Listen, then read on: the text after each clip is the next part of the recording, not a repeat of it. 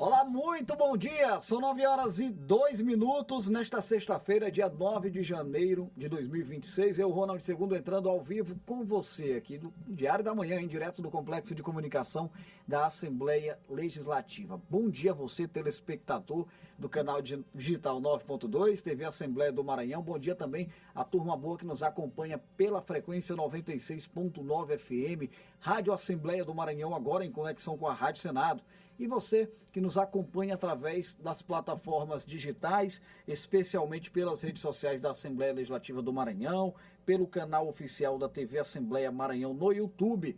Nosso programa começa convidando você a fazer parte da programação. O nosso WhatsApp é o 3269-3009. Hoje, olha, muita informação para rolar.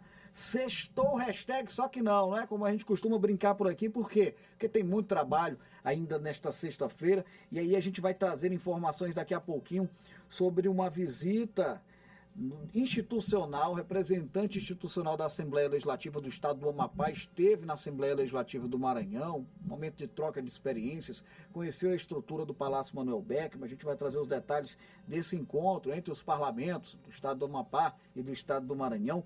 Trago detalhes através de uma reportagem sobre a importância da cobertura vacinal, principalmente para crianças e adolescentes nesse período de férias, em que a vulnerabilidade acaba aumentando. Vacina sempre importante. Daqui a pouquinho temos informações sobre saúde nesse sentido.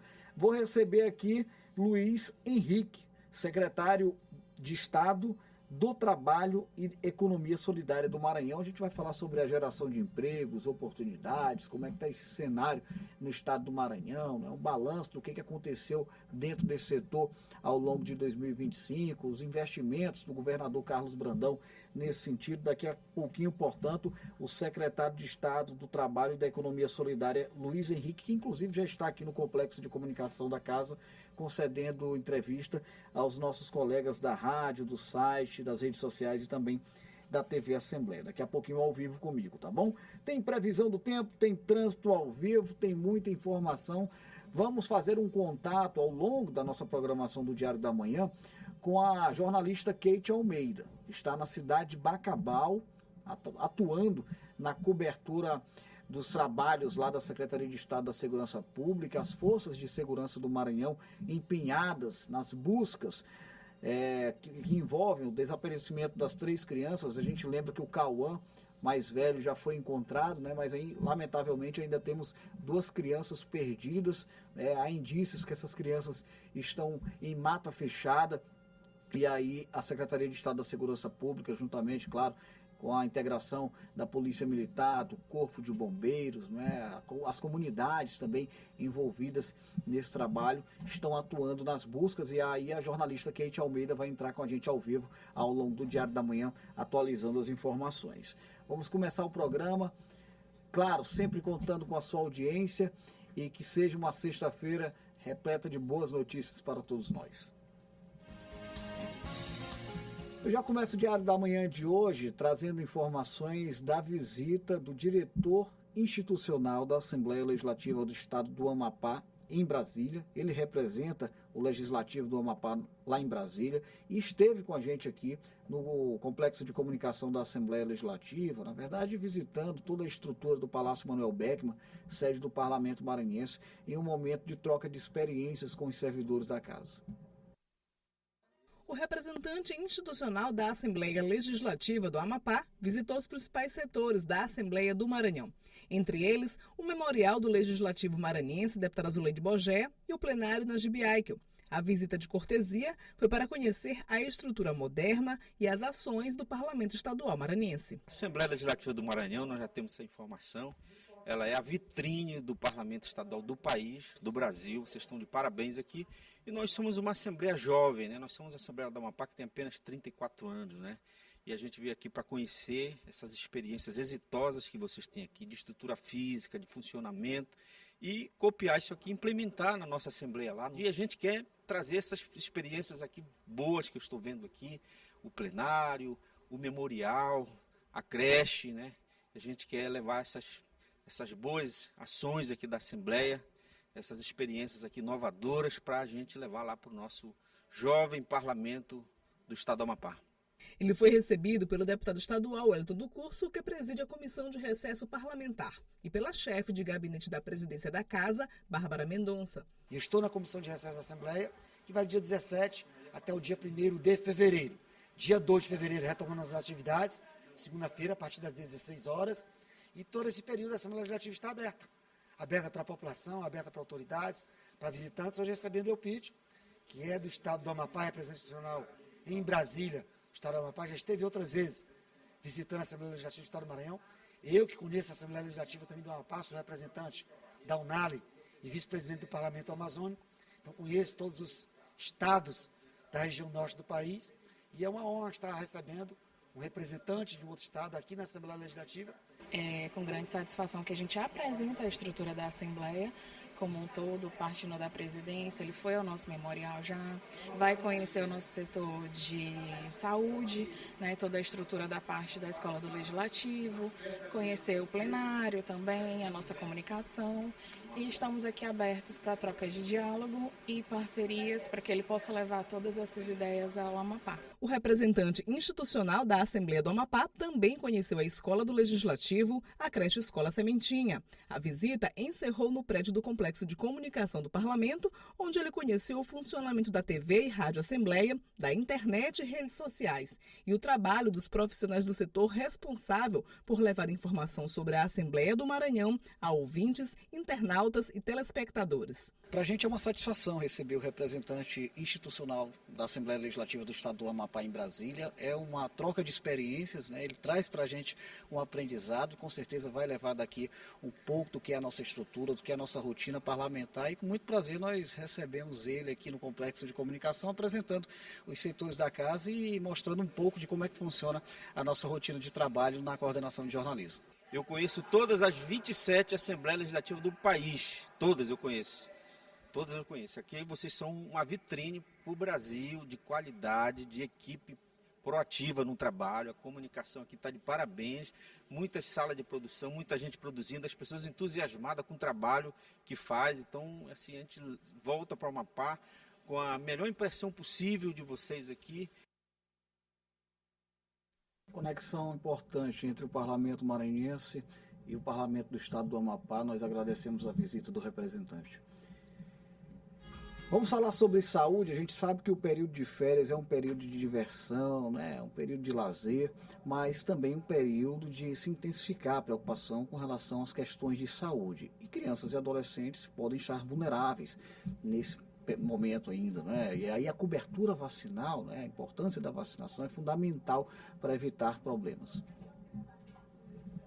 Férias é também um alerta. A Secretaria de Estado da Saúde orienta a população a manter o calendário nacional de vacinação atualizado, principalmente para quem vai viajar dentro ou fora do país. Esse deslocamento, né, das famílias para outros estados, para outros países, que são doenças que estão ainda em circulação no ambiente. Para se proteger, é necessário que estejam com a sua vacinação em dia. Então, a gente está falando da vacina da Covid, que nós temos disponível em todos os postos de saúde do nosso estado. Então, é importante estar com esse esquema atualizado, principalmente crianças, idosos e gestantes. Temos a vacina contra a gripe, que é a vacina contra a influenza, que também está disponibilizada para esses públicos específicos, e não podemos deixar de falar do sarampo.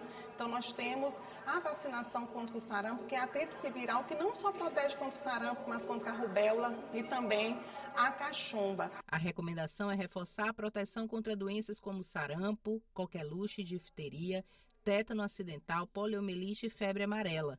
Além dessas vacinas, a SES também recomenda a atualização contra a influenza e Covid-19 e reforça a importância da imunização de gestantes contra o vírus sincicial respiratório. Basta se deslocar a um posto de saúde, uma unidade básica de saúde, uma sala de vacinação, levando a sua carteira de vacinação, a caderneta da criança, para atualizar, sim, seus esquemas. Temos todas as vacinas disponíveis para a proteção das famílias e de todas as pessoas. As vacinas estão disponíveis gratuitamente nas unidades básicas de saúde da capital e de todo o estado.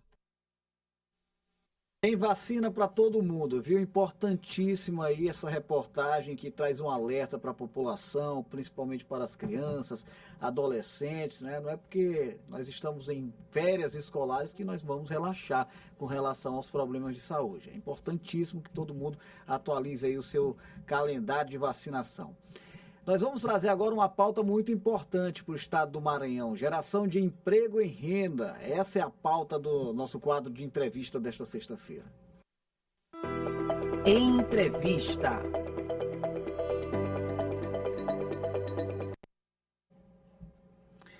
Olha, gente, são 9h13. Nosso convidado de hoje já está por aqui. Tenho a satisfação de receber Luiz Henrique, secretário de Estado do Trabalho e da Economia Solidária, é um servidor público de vasta experiência no âmbito público, inclusive já ocupou uma cadeira como deputado estadual desta casa e traz informações para a gente sobre as prioridades do governador Carlos Brandão nesse importantíssimo setor, que é a pasta responsável pela geração de oportunidades. Ô secretário, mais uma vez seja muito bem-vindo. É muito bom receber o senhor aqui nesta casa que o senhor já conhece muito bem. Obrigado pela atenção com os nossos ouvintes, telespectadores, internautas e muito bom dia ao senhor. Muito bom dia, é sempre um prazer voltar à Assembleia Legislativa do Estado, desta feita como secretário de Estado, que o governador Carlos Brandão muito me honrou nos últimos 3 anos, poder emprestar minha força de trabalho da equipe que está lá na CETRES, no desenvolvimento das oportunidades, no avanço do mercado formal do emprego no estado do Maranhão, na melhoria da qualidade de renda e dos instrumentos de renda que o estado pode oferecer à população maranhense. Portanto, é uma satisfação poder prestar contas, né? Estamos aí iniciando o ano de 2026, em que será o ano derradeiro dessa gestão, tanto do governador Carlos Brandão como da minha enquanto secretário de Estado e portanto é muito importante estar aqui nesse palco, que é o palco que extrapola inclusive os limites do rádio, porque afinal de contas aqui também é a casa do povo, é onde tudo que o governo pensa só acontece se passar aqui pela Assembleia Legislativa. Então, portanto, e essa casa a Assembleia Legislativa tem sido muito parceira desse governo, né? Tem entendido os caminhos que esse governo trilha e por isso é que está dando tão certo, né? Secretário, se eu falo em prestação de contas, vamos bater nessa pauta aqui, né? Eu gostaria, o senhor esteve comigo aqui em 2025, demonstrando aí um alto otimismo em relação à geração de emprego, renda no estado do Maranhão. O senhor chega a 2026 com o sentimento de dever cumprido, no sentido de termos resultados positivos no estado do Maranhão? Qual a sua avaliação desse setor dentro do que o âmbito público pode oferecer? Todo aquele otimismo que eu colocava aqui para você no começo do ano, ele se confirmou. Todo aquele otimismo, ele se reverteu nos números positivos que temos. O Maranhão termina 2025 com o segundo melhor PIB do Nordeste, né? Dos 9 estados, nós somos o segundo PIB nordestino. O Maranhão termina 2025 com a menor taxa de desocupação do Nordeste, portanto da população economicamente ativa, ou no mundo da carteira assinada, do mundo do trabalho, em regime de CLT, ou no mundo da renda. O Maranhão é o segundo estado com menor índice de desocupação, ou seja, com menor índice de pessoas que estejam desempregadas ou fora da condição da renda. O Maranhão também, a partir dos esforços feitos pelo governo federal, precisa que se diga, o governo do presidente Lula também tem uma participação muito importante. O governador Carlos Brandão, inclusive, ele faz questão de reiterar isso. Todas as obras estruturantes que o Maranhão vive é exatamente a comungação desses esforços do governo federal e do governo estadual. O Maranhão é o 8º estado com maior investimento de PAC no país. Portanto, são 94 bilhões de reais que circulam no Maranhão a partir dessas obras que o governador pôde trazer. Eu diria também que no universo do trabalho, do mundo do trabalho, o Maranhão avançou bastante. Avançou porque investiu em conhecimento através da rede IEMA e o governo federal através da rede IFMA. no ensino técnico profissionalizante, investiu no número de vagas das universidades, a ampliação dos campos universitários, que seja a universidade pública faz, seja a universidade estadual também faz. É recente agora, por exemplo, a abertura do mais um campus na área de medicina. Portanto, o Maranhão tem aproveitado, se oportunizado desse momento em que o PIB do país, o crescimento do país, ele avançou. De maneira anterior, se a gente for olhar para trás, às vezes o país ia bem, mas o Maranhão continuava indo muito mal.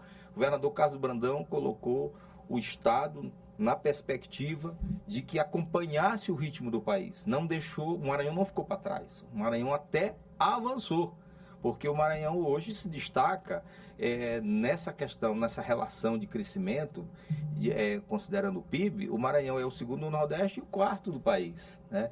Então, o Maranhão também equacionou, equilibrou suas contas. Isso não é pouca coisa, isso é muita coisa. O governador, quando chega, o Maranhão vinha, em função do regime de pandemia, o Maranhão vinha numa situação de como muito gasto foi feito para recuperar-se a questão, para fazer frente à pandemia. O Maranhão tinha, portanto, muito investimento acontecendo por conta do Estado para manter alguns serviços funcionando, como o serviço de saúde, que era preponderante naquele momento, e alguns negócios existentes, abrindo mão de impostos para reativar a economia, e obviamente isso foi degradando a situação fiscal do Estado, né? Pra você ter uma ideia, a canetada que o Bolsonaro deu na questão dos combustíveis, o Estado cobrava em torno de 31% dos combustíveis e passou a cobrar 18%. Isso representa um baque tremendo numa principal fonte arrecadadora que havia. Hoje o Estado está cobrando em torno de 21%, portanto 10% a menos do que cobrava antes, mas o Estado saiu da letra C, em que a pandemia jogou o Estado, e foi para a letra A de volta. Isso significa que o governador teve uma política fiscal responsável e de maneira muito, muito veemente, sem deixar a máquina do Estado parar. Uma outra coisa um erro que o governador não cometeu, foi de dar continuidade a todas as obras que estavam inconclusas, seja as do governo estadual, que ficaram comprometidas por um determinado momento, seja o presidente Lula com o governo federal. Todas as obras foram reiniciadas. Fora os programas federais, que também foram muito importantes, os programas que voltaram à cena. O Farmácia Popular, o Minha Casa Minha Vida, a nova edição a terceira edição do PAC. Enfim, tudo isso fez com que o Maranhão crescesse. Para além disso, o governador também não se desocupou da condição de fazer com que o Maranhão virasse um território de oportunidades. Como há uma mudança, o governo federal, felizmente, conseguiu finalmente uma reforma tributária que vai dar mais lógica ao universo tributário, à cobrança tributária de impostos, com a simplificação do processo e com a redução da carga tributária, que estava na ordem de 35%, hoje ainda o governo federal reduziu para 33%, e com a reforma tributária que vai vigorar a partir de 2028, vai ficar na faixa de 27%. Então, o governo do governador Brandão, o que ele fez? Como as isenções fiscais, a partir de 2032, elas serão zeradas, elas irão todas para o âmbito de um Conselho Nacional, que é o CONFAZ, o Conselho Nacional Fazendário. Nesse momento, o que o governador fez no seu período? Ele acelerou processos que trouxessem inovação tecnológica para o estado do Maranhão e emprego. Aquilo que atraiu isenções fiscais com 68%, 75%, 98%, foram negócios que vinham para entregar tecnologia para o estado do Maranhão e, ao mesmo tempo, a empregabilidade, associada à empregabilidade. Porque, às vezes, a tecnologia sozinha ela não traz o emprego. Ela às vezes, ela até segrega o emprego, porque uma tecnologia hoje cibernética, digital, ela às vezes funciona numa sala como essa, e são grandes negócios. Sim. Basta ver o que acontece com a principal economia do mundo, que é os Estados Unidos. 3 homens 3 homens, o Steven Benson, o Elon Musk e o Zuckerberg, eles são responsáveis, 3 homens são responsáveis por 150 milhões de trabalhadores americanos em termos de riqueza. Então, uma concentração maluca, e o negócio deles é com pouca gente, digamos assim, considerando o que eles ganham de dinheiro. E o governador, portanto, a partir disso, dessa lógica de associar tecnologia e emprego, ele fez um investimento no porto, com associação com chineses e com empresas multinacionais brasileiras. Ele trouxe a Enpasa, né, que gerou lá em Balsas, além de uma mudança de conceito daquela região, que era uma região só de commodities, ou seja, só de soja, a indústria passou a fazer o processamento dos grãos ali, não é nem de soja, é de milho, e consequentemente milho e sorgo, e consequentemente aquilo que a gente era exportador de grãos, passamos a industrializar os grãos.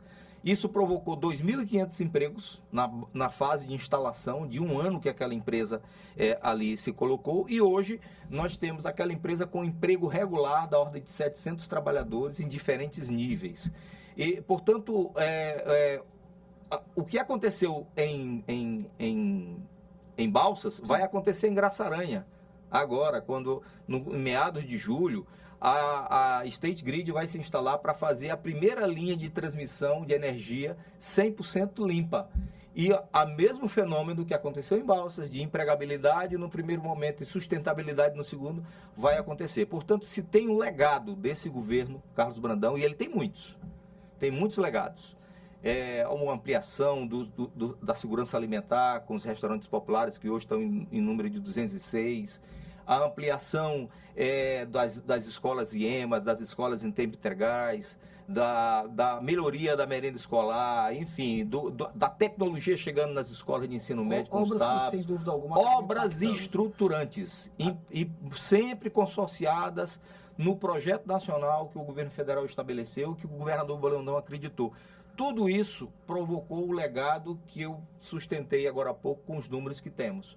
Portanto, nós vamos encerrar o ano com 6,2% ou 6,1%, porque o número de dezembro ainda precisa ser apurado, só sai no final de janeiro, de taxa de desemprego, que é uma taxa muito próxima da taxa nacional, de 5,2%, que, se você avaliar, quando o governo Brandão começa, a taxa de desemprego do Maranhão é acima de 10%, reduziu quase pela metade. Isso não é pouca coisa, isso em poucos anos, nós estamos falando de 3 anos de governo, ainda falta 1. Então, obviamente que esse é um dos grandes legados do governador. Secretário, o senhor traz aqui, até o tempo é curto para isso, né? Porque o senhor traz. O secretário fala demais. Não, mas são informações totalmente relevantes e necessárias, secretário. Essas informações que o senhor me traz aqui, obviamente, impactam diretamente na vida da base, dos trabalhadores. Mas eu vou trazer aqui a nossa pauta para conversar diretamente com esse povo trabalhador do estado do Maranhão, né? Eu gosto de relembrar isso. Meu pai dizia em casa: meu filho, o Maranhão, isso há décadas anteriores, ele dizia assim: meu filho, o Maranhão já tem poucas oportunidades, e as oportunidades que aparecem por aqui, por isso que você tem que estudar, já são abocanhadas pelo pessoal de fora. O pessoal vem para cá, para o Maranhão, e pega nossas poucas oportunidades. Então, dê um jeito de estudar, que é para você ter seu espaço no mercado de trabalho. E aí, baseado nessa orientação do meu saudoso pai, eu lhe questiono o seguinte: de que maneira a Secretaria de Estado do Trabalho, claro, né, abraçando os demais braços do governo do estado, apostou no processo de capacitação da mão de obra maranhense, para que a gente pudesse colher de fato os frutos de tudo aquilo que o senhor acabou de mencionar? O governador Carlos Brandão, tão logo eu assumi o governo, a tarefa da Secretaria de Trabalho, ele me disse: olha, o teu maior desafio é qualificar o trabalhador maranhense. Eu estou cansado de andar nas empresas, principalmente nas grandes empresas que o Maranhão tem aqui, e escutar sotaques de co-irmãos de fora. Era sotaque mineiro, era sotaque paulista, sotaque mato-grossense, sotaque baiano, sotaque carioca. E ele me dizia assim: e se tu observar, secretário, esses sotaques, eles costumam ocupar a base de cima da pirâmide. O chão de fábrica, o maranhense está ocupando até. Mas a base de cima da pirâmide, que é a base de comando, e o comando que eu digo não é o comando, quando ele colocava isso para mim, não é o comando lá de cima, do chefe, do gerente, do diretor, é o comando operacional. É do engenheiro, né? É do técnico, é do pessoal do RH, é o pessoal da economia, da administração, aquele povo que fica ali na zona intermediária, porque obviamente essas corporações grandes, elas costumam trazer mesmo seus melhores quadros de fora, e isso é importante, porque eles é que ensinam, inclusive, os maranhenses na expertise daquilo que é o foco dessas empresas. E ele disse, o desafio é esse, nós precisamos resolver esse problema. E aí fizemos um planejamento, com a aquiescência naturalmente do governador, que nós teríamos que trabalhar as 3 qualificações. O conhecimento, que não cabe a CETES, cabe ao IEMA, cabe à rede estadual de ensino, melhorar o nosso IDEB, melhorar a capacidade do nosso estudante, preparação da nossa mão de obra futura. Essa tarefa não é minha. A minha tarefa é cuidar do trabalhador que está pronto para entrar na economia, no mercado ativo. Aquele trabalhador que está na famosa economia da economia propriamente dita, que está pronta para entrar e ingressar no mercado de trabalho. O que é que nós fizemos? Eu não inventei a roda, para começar. Eu peguei um programa que existia chamado Trabalho Jovem e disse para o governador, a gente precisa ampliar o número dessas vagas. Porque botar o trabalhador para poder, o jovem trabalhador de 17 a 25 anos de idade, para ter a primeira experiência profissional, e as experiências anteriores eram de 3 meses, né, coisa curta, era um voo curto, então o resultado é muito pequeno. Sim. A empresa não tem tempo para preparar esse trabalhador e nem tem tempo para poder qualificar o próprio trabalhador, porque a empresa também pode fazer isso. E o trabalhador precisa ter confiança naquele colaborador para ele poder empregar. Nós temos um estado de dimensão continental, 217 municípios, o programa rodava em 25, porque o número de vagas era muito pequenininho, 1000 vagas só. O governador se sensibilizou com isso e nesse terceiro ano ele disse, olha, vamos ter que equilibrar as finanças do estado primeiro, porque não adianta eu arrombar o cofre e não ter como pagar, mas na hora que o cofre tiver condições de suportar o investimento, eu farei. E esse ano ele fez. Nós colocamos no mercado de trabalho 4.000 jovens. Nós chegamos, no ano de 2025, eu já vinha perseguindo um caráter mais horizontal, em termos de municípios do Maranhão. Nas edições anteriores, nós chegamos a 91 cidades.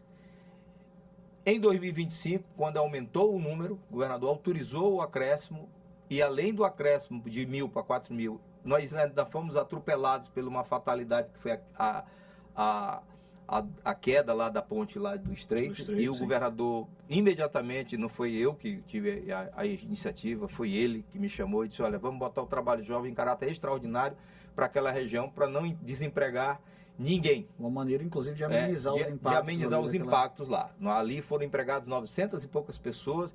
Tudo que tinha no mercado de trabalho, a gente chegou ou com o estágio ou com o trabalho jovem carteira assinada, para não deixar naqueles 3 municípios mais impactados, Porto Franco, Carolina e principalmente Estreito, para não deixar que houvesse desemprego em massa ali. Nós chegamos com o trabalho jovem e garantimos que aquela realidade não se abatesse sobre o município, que para além da perda de dinheiro, de receita que tinha com a queda da ponte, ainda ter desemprego, seria catastrófico para aquelas 3 cidades e para o estado do Maranhão. Claro. Tudo isso reflete. Então, nós iniciamos o processo, esse ano nós fechamos o ano, portanto, com esse número de trabalhadores atendidos, né, no trabalho jovem, só no eixo contratação. Para além disso, nós iniciamos um programa que dialoga com o que você está dizendo. Nós iniciamos um programa chamado Residência Técnico-Profissional. O que é o programa de residência? O programa de residência é pegar esse menino que sai da universidade e que não só sai com o diploma na mão e começa a botar a universidade nos fornece. Nós começamos pelas universidades públicas. As universidades nos dão a relação nos espaços de trabalho que as empresas definem, porque foi uma outra coisa que nós mudamos. Nós passamos a fazer um diálogo permanente com a FIEMA, principalmente. Digam para o Estado que tipo de profissional vocês querem. Eles nos deram. A gente quer engenheiros, todas as engenharias, até a aeroespacial a gente quer. A gente precisa de pessoas que trabalhem com a questão dos recursos humanos, pessoas da administração e pessoas da economia. A gente precisa dessa mão de obra, porque a gente traz de fora, que vocês não têm. Então, a gente precisa que essa mão de obra esteja apta aqui, porque a gente contrata daqui e fica mais barato para a gente. Porque quando a gente traz um profissional de fora, a gente banca a moradia, pelo menos a moradia, além de dar um bônus a mais para eles irem para o Maranhão. Porque às vezes os caras estão em estados maiores, né, não querem vir, já estão com família, e aí atrai pelo dinheiro que eles vêm ganhar e pelas condições que recebem. Se o maranhense estiver apto a ocupar essa vaga, a gente vai contratar o maranhense. O que nós fizemos? Criamos o programa de residência. O programa de residência é um acordo de cooperação que envolve a CETRES, é um programa criado pela CETRES, por orientação do governador, em parceria com a FAPEMA e com as universidades públicas, porque é um programa caro, que envolve uma bolsa de residência, que é uma bolsa que equivale a 50% do piso de salário que essas pessoas, os profissionais dessas profissões têm nas empresas. De acordo com o segmento. Com o segmento. E aí a gente criou o programa Residência Técnica Profissional e hoje iniciamos o programa, como todo programa piloto, ele tem que começar pequeno para a gente ir verificando os erros, mas está plantada a semente. São 50 jovens que estão espalhados pelas maiores corporações que o Maranhão tem, empresas ou empresas elas próprias ou subsidiárias delas, como subsidiárias da Alumar, da Vale, da Ambev, esses grandes, da EMAP, da IPASA, enfim, essas grandes corporações, e esses jovens estão nessas empresas para duas coisas. O programa de tese deles, que é o que justifica a residência, eles têm que apresentar uma tese de melhorar o fluxograma das atividades que eles estão lá designados pelos orientadores da UEMA Sul e da UFMA, e também eles são, ao mesmo tempo, trainees dessas empresas. Eles estão incorporando a cultura e o conhecimento, a expertise da profissão, daquelas profissões, das diversas áreas que eu acabei de citar, das engenharias, dos recursos humanos e das ciências aplicadas, no sentido de que lá permaneçam. Nós assinamos um termo de compromisso com a FIEMA, onde todas essas empresas estão vinculadas, de que o Estado vai bancar por 1 ano ou 2 essa residência e eles, por igual período, ficarão com esses jovens. Isso é um passo gigantesco para que o maranhense ocupe esses espaços de trabalho. Eu até acrescento, secretário, me permita acrescentar que vocês atacam um problema crônico que não é uma particularidade do Estado do Maranhão, do Brasil inteiro. As universidades, produzindo, formando, mas lamentavelmente nem sempre o mercado de trabalho consegue atender. E aí esses jovens, muitos, na maioria jovens, se formam e ficam com o diploma guardado em casa. E aí vocês estão conseguindo atacar esse problema. Para você ter uma ideia da importância desse programa criado no Estado do Maranhão, esse ano, no final do ano, eu fui chamado a Brasília para uma solenidade do FONSET, do Fórum Nacional de Secretários, que eu integro, inclusive como dirigente nacional do Fórum. Eu sou membro do conselho do Fórum. E o Ministério do Trabalho e o Fórum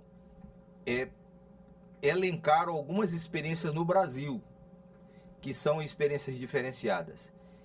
E a experiência do Maranhão foi eleita a melhor experiência. Positivo. Portanto, é mais uma dos prêmios que o governo Brandão tem ganho nessas disputas nacionais. Ganha prêmio de transparência, ganha prêmio com segurança pública. O Maranhão era o 14º estado mais violento do Brasil. Hoje é o 7º. É muito, mas era o 14º. E já foi o 20º não sei quanto. A nossa renda média do maranhense, ela saltou. Quando esse governo começa, de 2.600, e hoje está na ordem de quase R$3.000. Então, tudo caminha. Os programas de renda do Estado são muito consistentes. O Minha Renda, o Mais Renda, o Economia Solidária. Todos esses programas, O investimento que o governo fez nas festas populares, que eram festas praticamente para os nativos. As festas populares viraram business, viraram negócio, porque atrai gente do Brasil todo para cá. O nosso São João atrai gente do Brasil todo. O nosso carnaval passou a atrair gente da região Nordeste. Já é uma referência no Brasil. Já era uma referência nacional, agora é muito maior, muito mais amplo. Então, tudo isso faz com que a dinâmica econômica se mexa de tal forma que o Maranhão justifica o seu quarto maior crescimento no país. E olha que nós estamos falando de estados com uma condição muito maior que a nossa, né? Estados grandes. Aí, o senhor faz algumas pontuações aqui que nos leva a crer, de fato a gente tem constatado muitos avanços em torno dessa parceria importante do governo do estado com o governo federal. Temos muitos exemplos, inclusive obras estruturantes, o prolongamento da Avenida Litorânea está bem pertinho daqui da gente aqui para poder provar isso. O senhor, fora da roupa de secretário, é um homem público com uma ligação pública com o Partido dos Trabalhadores. Esse ano de 2026 é um ano eleitoral. A gente não costuma tocar em questão de eleições, mas há uma preocupação de que essas parcerias se mantenham. O senhor percebe que essa aproximação, governador Carlos Brandão, presidente Lula, essa parceria, ela tende a ser fortalecida ao longo também desse período, que é um período eleitoral? Eu não tenho a mais sombra, elemento de dúvida sobre isso. O governador Carlos Brandão, ele tem sido veemente nessa sua determinação com a parceria do presidente Lula. O governador Carlos Brandão, ele é reconhecedor que o presidente Lula devolveu para o Maranhão nos seus 4 anos de governo, os 3 anos até agora, os 4 anos que se findam em 31 de dezembro desse ano, de todas as expectativas que os maranhenses depositaram sobre os ombros do presidente Lula. O Maranhão foi o segundo estado com maior votação proporcional que o Lula recebeu. Só perdemos para o estado do Piauí. Para você ter uma ideia da determinação do governador Carlos Brandão, ele tem dito para a gente que ele não quer mais ser o segundo. Ele quer ser o primeiro de novo, que o Maranhão já deu a maior votação que o presidente Lula teve em anos anteriores. Ele quer ser o primeiro.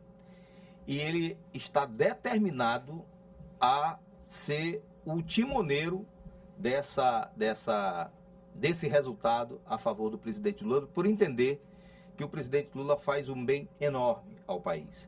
E faz um bem, e fez, e vai continuar fazendo um bem enorme ao Maranhão. Então, o governador Carlos Brandão tem no presidente Lula um parceiro inevitável, como ele mesmo diz. E ele tem afirmado isso peremptoriamente a todos nós que compomos a sua base, de que não há cenário possível em que ele e o presidente Lula não estejam juntos. Ele estará apoiando o presidente Lula e ele certamente receberá do presidente Lula também a mesma deferência. O presidente Lula tem no governador Carlos Brandão hoje não apenas um político, não apenas uma pessoa que é um parceiro político. O presidente Lula hoje tem pelo governador Carlos Brandão um carinho e uma amizade. Uma amizade de se ligarem, de um ter o telefone do outro, de em datas comemorativas o presidente Lula ligar pessoalmente, não é assessor que liga, quem liga é o presidente. Da mesma forma que o governador Carlos Brandão hoje tem toda a abertura. Vários momentos do ano passado, o governador Carlos Brandão tem sido convidado para integrar as comitivas que seguem para fora do país, prospectando negócios e oportunidades. Em vários momentos, só o governador Carlos Brandão estava presente. Só o governador Carlos Brandão estava presente. O presidente Lula se dedicou de maneira muito enfática para que o Maranhão conquistasse o último dos prêmios que tem na ONU, que é o título de patrimônio natural da humanidade, que é o patrimônio lá de Barreirinhas. Uma grande conquista. Que é uma grande conquista para o estado do Maranhão. Portanto, o presidente Lula tem sido um grande parceiro do governador Carlos Brandão e não há dúvida que em qualquer cenário os dois estarão juntos. Não tenho a menor dúvida disso. Porque é o melhor para o Maranhão, porque é justo com o governador Carlos Brandão, pela lealdade que o governador Carlos Brandão tem ao presidente Lula e vice-versa. De igual maneira, o presidente Lula tem com o governador Carlos Brandão.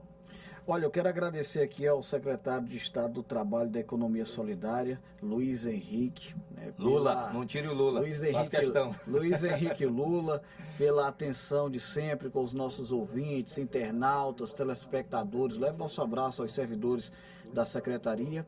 E aqui o Diário da Manhã sempre à disposição para a gente trazer pautas importantes como foi essa hoje, secretário. Eu acho que tem uma pauta importante, inclusive, que eu não vou tocar aqui agora, mas a gente pode fazer em outra oportunidade, que são as reformas que o governo federal fez, que irão impactar muito o mercado de trabalho, né? Reformas nas férias, reformas na legislação trabalhista que mudou o regime de férias, que mudou a licença maternidade, que trabalha pela primeira vez a segurança do trabalho e a sanidade mental do trabalhador. Enfim, o aumento do salário mínimo, porque isso é uma coisa importante, isso é um motor da economia. O governo federal voltou a fazer aquilo que tinha deixado para trás, tinha sido deixado para trás pelas administrações Temer e Bolsonaro, porque ele voltou a fazer distribuição de renda com base na produção de riqueza.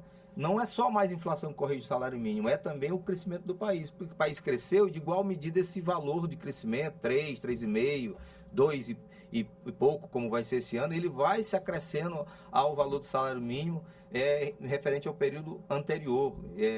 Portanto, o salário mínimo passa a ter poder real, passa a ter ganho real, passa a ter um poder de compra substancial. Esse ano vai para 1.621, então era 1.518. Então você vai dando ao salário mínimo a condição de compra. E tudo isso tem sido muito importante. Isso tudo a jornada 6x1, que é a próxima batalha que o presidente Lula vai encarar esse ano. Ele quer ainda nesse governo implantar a jornada de trabalho de 6x1. São mudanças muito... a reafirmação do processo civilizatório do mundo do trabalho. Porque num determinado momento se achou que desregulamentar tudo é que ia resolver o problema do emprego. Provou-se que foi uma tarefa errada e que o Estado precisa ter o olhar de proteção ao trabalhador. E o presidente Lula tem compromisso com o trabalhador e o governador Carlos Brandão também é partícipe desse pensamento. Portanto, será um prazer poder voltar aqui e falar sobre o futuro. Com a mesma animação que eu cheguei aqui em 25, e eu estava certo e eu acho que eu estou certo de novo. Vai voltar sim, secretário Luiz Henrique Lula, mais uma vez, muito obrigado pela sua participação. Nós vamos chamar agora a previsão do tempo com as informações Paula Torres. Muito bom dia, Paula, é com você.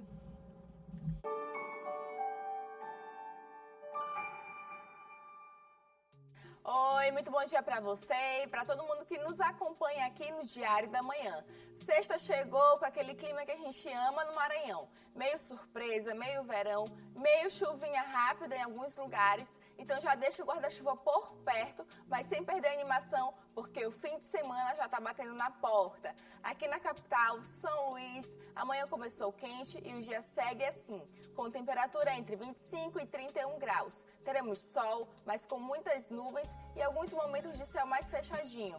À noite, o céu fica mais tranquilo, com poucas nuvens, ou seja, calorzinho garantido. Mas o sol pode brincar de esconde-esconde durante o dia. Agora vamos lá para Conceição do Lago Açu, onde o calor vai ser ainda mais forte. A temperatura vai de 24 a 34 graus, com sol e muitas nuvens durante o dia e a noite continua nublada. Por lá, o clima não está muito diferente da capital, só um pouquinho mais quente para quem gosta daquele calor de verdade.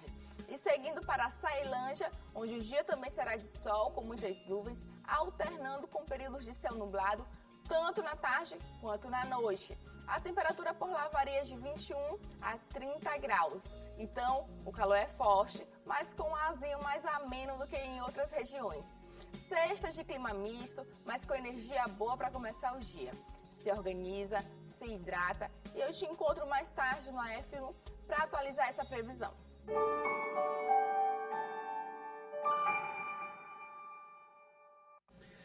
Valeu, Paula. Obrigado pelas informações. Olha, eu vou encerrar apenas com a TV Assembleia. Dentro de instantes, Kate Almeida, jornalista, está atuando na cobertura na cidade de Bacabal, nesse trabalho importantíssimo da Secretaria de Estado da Segurança Pública, as nossas forças de segurança pública, por determinação do governador Carlos Brandão, todas empenhadas trabalho de buscas das crianças que ainda continuam perdidas ali na região de Bacabal, né? 3 crianças, das 3, o Cauã mais velho já foi encontrado, mas as buscas ainda seguem em torno das 2 crianças. Então daqui a pouquinho a Kate Almeida, aí já pela 96.9 FM, entra ao vivo comigo. Você, telespectador do canal digital 9.2, pode migrar para a Rádio Assembleia do Maranhão 96.9 FM. A gente vai se reencontrando também aqui na programação da TV. Eu encerro nesse momento apenas a transmissão simultânea com a TV Assembleia do Maranhão, agradecendo sempre o carinho da audiência dos nossos telespectadores.